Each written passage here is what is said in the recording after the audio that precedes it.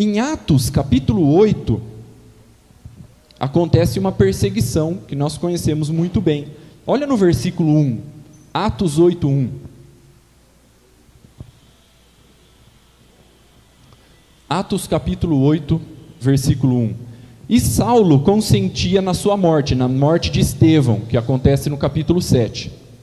Naquele dia levantou-se grande perseguição contra a igreja em Jerusalém.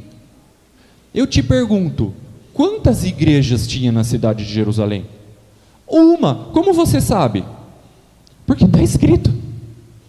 A igreja. Se a nossa professora de português estivesse aqui, ela ia falar que a é artigo definido do singular. E se tivesse mais de uma, ia estar escrito as igrejas. Mas aqui não está escrito assim. Aqui está escrito a igreja. Isso não é um detalhe menor. Por exemplo, vamos abrir em 1 Coríntios 1. Nós vamos ver isso se repetindo. 1 Coríntios capítulo 1, versículo 1. Paulo, chamado pela vontade de Deus para ser apóstolo de Jesus Cristo, e o irmão Sóstenes. Verso 2. A igreja de Deus que está em Corinto. Epa, peraí, quantas igrejas tinha na cidade de Corinto? Uma. Como você sabe que tinha uma?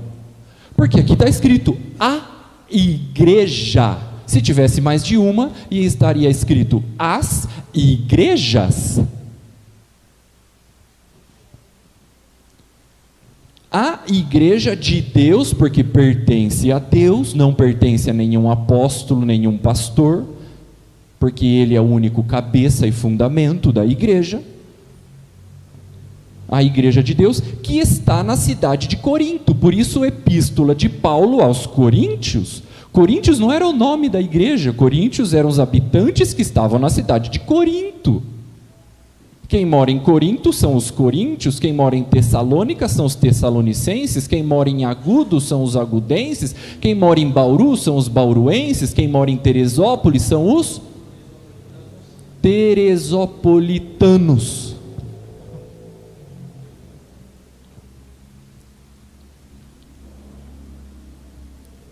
Quando a igreja nasceu na cidade de Jerusalém, ela nasceu com a sua natureza original, sem nenhuma mistura. Era uma só naquela cidade. Quando as outras cidades eram evangelizadas e o evangelho era levado nessas outras cidades, elas também observavam o mesmo princípio da sua natureza original. Era uma igreja em cada cidade, como nós estamos vendo aqui na cidade de Corinto.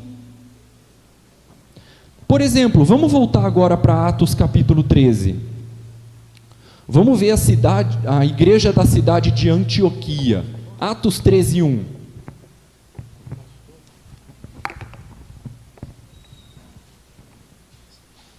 Atos capítulo 13, versículo 1.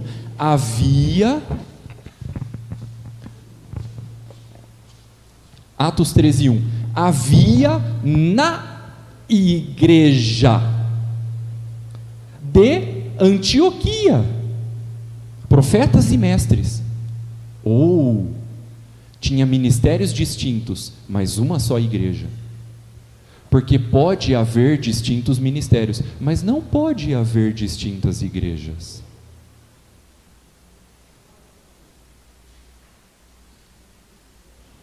Quantas igrejas tinha na cidade de Antioquia?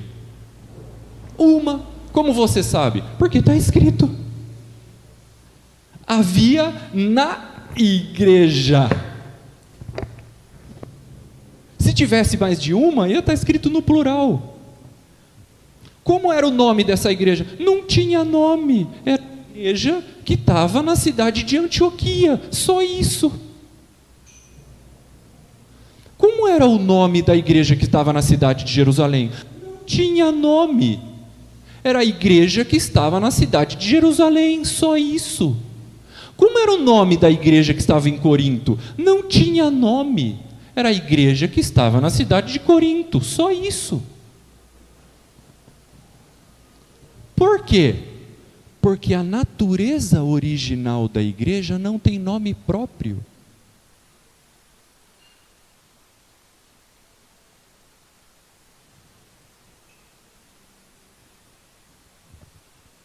É só igreja. Ei, é só igreja. Ponto final. Sem nenhum adjetivo. Sem nenhum acréscimo. Só igreja. Ponto final.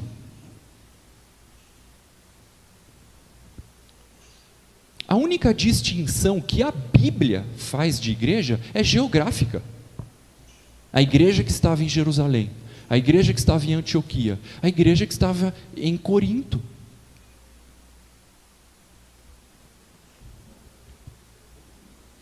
Agora, que exemplo da igreja da cidade de Antioquia para todos nós, não é verdade?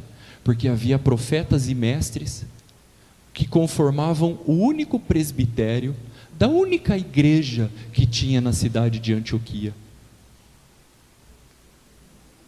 Os profetas não fizeram a denominação deles e os mestres não fizeram a denominação deles independente e separada dos profetas.